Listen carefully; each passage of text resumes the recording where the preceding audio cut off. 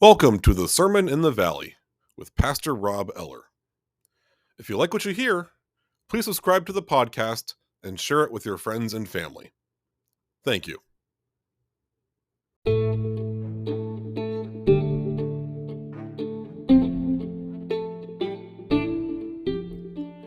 Welcome back to the Sermon in the Valley, everybody. Pastor Rob here. Today's episode is going to be a little different from my normal Thursday episodes. Usually on Thursdays, you've noticed I will do some sort of commentary or just speak about what's on my mind, tying it into some sort of Bible verse. Today's a little different, though. We are in Holy Week, and today is Maundy Thursday, which is the start of the Paschal Triduum, or the Great 3 Days. So rather than doing my usual commentary, I'm going to do something a little different. I'm actually going to read my sermon that I'm going to preach later today in our worship service. If any of you out there who are listening are members of my church or were planning on coming tonight, please do still come. The service is more than just my sermon, but I wanted to get this out there today because I felt it'd be more appropriate today than tomorrow. So here's my sermon for Maundy Thursday service tonight, along with the gospel reading. Here we go. The Holy Gospel according to St. John, the 13th chapter. Now before the festival of the Passover, Jesus knew that his hour had come to depart from this world and to go to the Father. Having loved his own who were in the world, he loved them to the end. The devil had already put into the heart of Judas, son of Simon Iscariot, to betray him. And during supper, Jesus, knowing that the Father had given all things into his hands, and that he had come from God and was going to God, got up from the table, took off his outer robe and tied a towel around himself. Then he poured water into a basin and began to wash the disciples' feet and to wipe them with the towel that was tied around him. He came to Simon Peter, who said to him, "Lord, are you going to wash my feet?" Jesus answered, "You do not know now what I am doing, but later you will understand." Peter said to him, "You will never wash my feet." Jesus answered, "Unless I wash you, you have no share with me." Simon Peter said to him, "Lord, not only my feet, but also my hands and my head." Jesus said to him, "One who is bathed does not need to wash except for the feet, but is entirely clean. And you are clean, though not all of you." For he knew who was to betray him. For this reason he said, "Not all of you are clean."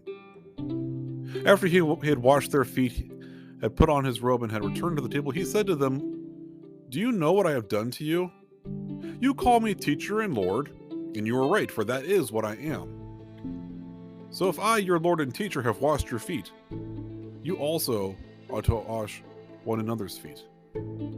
For I have set you an example, that you also should do as I have done to you.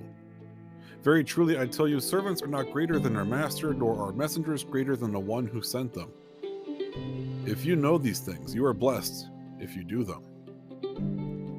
Now the Son of Man has been glorified, and God has been glorified in him. If God has been glorified in him, God will also glorify him in himself, and will glorify him at once. Little children, I am with you only a little longer. You will look for me, and as I said to the Jews, so I now say to you, where I am going, you cannot come. I give you a new commandment, that you love one another. Just as I have loved you, you also should love one another. By this, everyone will know that you are my disciples, if you have love for one another." The Gospel of the Lord.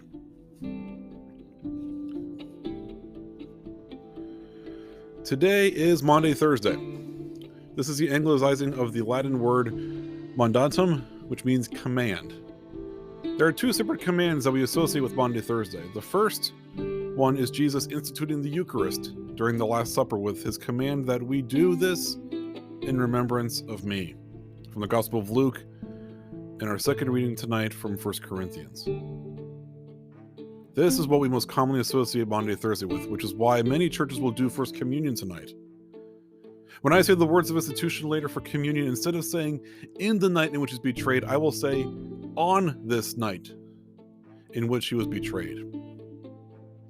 Some churches will do a live portrayal of Da Vinci's Last Supper with the actors reciting monologues about the role they played in Jesus' ministry and life. And while this is an important part of tonight, there is a command that is more important that Jesus gave us, which comes at the end of the gospel reading from tonight. That you love one another. Just as I have loved you, you also should love one another.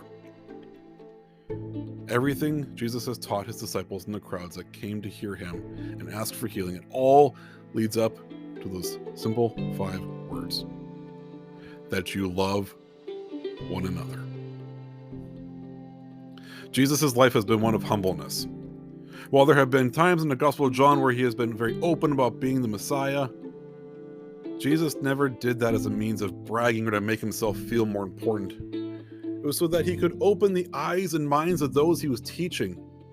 He never made proclamations that he was entering a town. On the contrary, he frequently slipped in and out rather unnoticed. In the Gospels of Matthew, Mark, and Luke, he frequently told those he healed not to tell anyone who was that healed him, a command that many people often ignored. Jesus' life and ministry was not about getting notoriety for the miracles he performed, but about service for others. He healed countless people, fed thousands, and proclaimed good news to all without expecting anything in return, telling most of the people to go and proclaim what God has done for them. Jesus didn't want the credit. He didn't want the attention. Everything he did was because it was the right thing to do. I had mentioned in a prior sermon that Jesus was able to avoid the religious authorities because he said that his hour had not yet come. In verse 1 of the gospel, this changes. Now before the festival of the Passover, Jesus knew that his hour had come to depart from this world and go to the Father. This marks the end of Jesus' public ministry and the start of his private ministry to the disciples, where he prepares them for what is about to happen to him, as well as what they need to do after. Unlike in the Gospels of Matthew, Mark, and Luke, all this takes place not on the celebration of Passover, but the night before, an ordinary meal on what is otherwise an ordinary day. Just as we are gathered here tonight after having what is probably an ordinary day for us of work, school, and life. Nothing about this night was special except for what was going to happen in that room. While getting ready to celebrate the Passover with his closest friends, Jesus had one final lesson to teach them. He got up from the table, took off his outer garment, and tied a towel around his waist, going from the host of the meal to a servant. He went to each of the disciples and started to wash their feet. Now, if that weirds you out or grosses you out to think of someone like a close friend washing your feet, it should, because it was the same, if not worse, in Jesus' time. Today we wear socks and shoes that cover our feet, but in that time period, people walked around barefoot or only had the most basic of sandals, which offered little protection. Couple that with living in a desert-like environment, and you can imagine how dusty and dirty people's feet would be. Regardless of this, Jesus knew exactly what he was doing. 17th century Anglican priest Jeremy Taylor said this about Jesus washing his disciples' feet. And he chose to wash their feet rather than their head, that he might have the opportunity of a more humble posture and a more apt significance of his charity. Thus God lays everything aside, that he may serve his servants. Heaven stoops to earth, and one abyss calls upon another, and the miseries of humanity which were next to infinite are excelled by a mercy equal to the immensity of God. This naturally confuses the disciples because Jesus, reversed the typical roles. Here's their rabbi, and he's their Messiah. He shouldn't be serving them. They should be serving him. But as is typical for Jesus, he doesn't follow the standard practices. And in typical Peter fashion, he tries to stop Jesus. Jesus goes to Peter, who said to him, "Are you really going to wash my feet?" To which Jesus answered, "Right now, you don't understand what I'm doing, but you will later." Peter thought this was just simple washing, not seeing that what Jesus was really doing through this washing. Peter then tried to get in Jesus' way until Jesus said to him, "If you don't do this, you can't continue with this work." Jesus was telling Peter and the rest that this washing was not just cleaning their feet, but a larger act, the cleansing and saving act of God through Jesus. Peter replied, "Then don't just wash my feet, but all of me." This was typical of Peter. He had to do things on the extremes, either all the way or not at all. He didn't understand what Jesus was doing and wouldn't until the Ascension and Pentecost, when his mind would finally be opened. After doing this, Jesus sits back down and tells the disciples John's equivalent of, "Do this in remembrance of me." So if I, your Lord and teacher, have washed your feet, you also ought to wash one another's feet.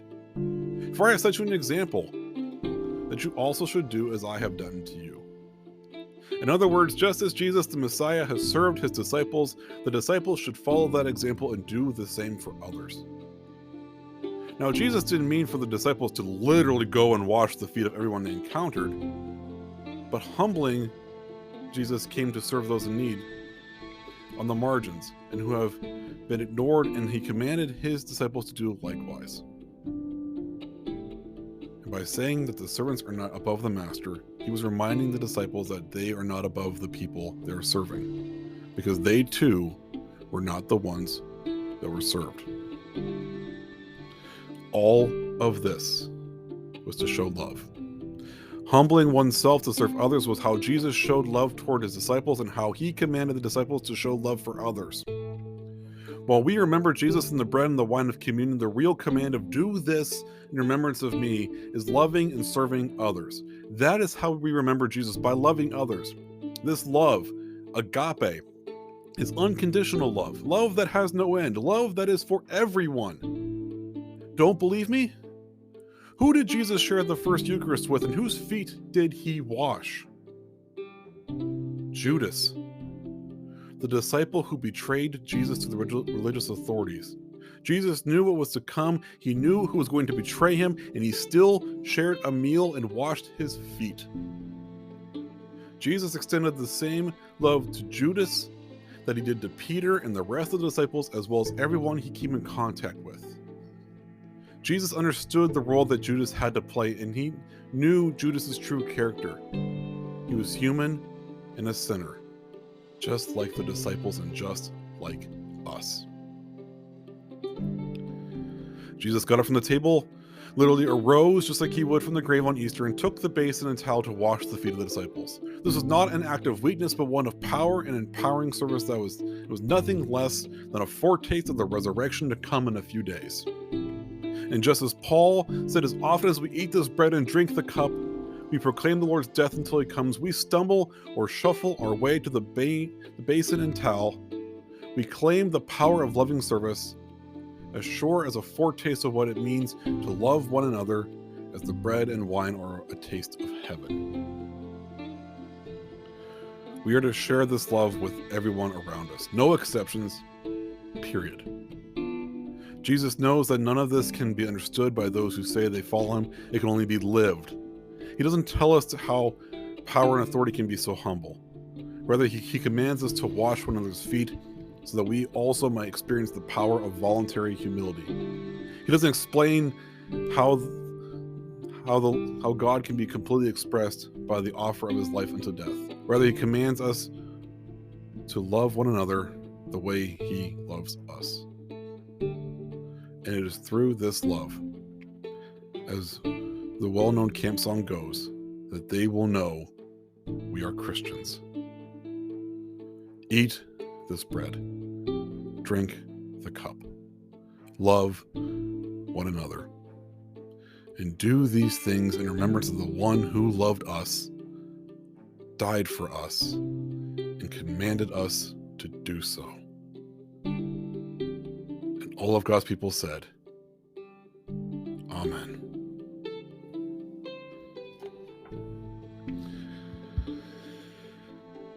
Thank you for tuning in today. Again, as always, if you like what you hear, subscribe to the podcast, share it with your friends and family, spread the good news to everyone around you. Have a blessed day and have a blessed Easter.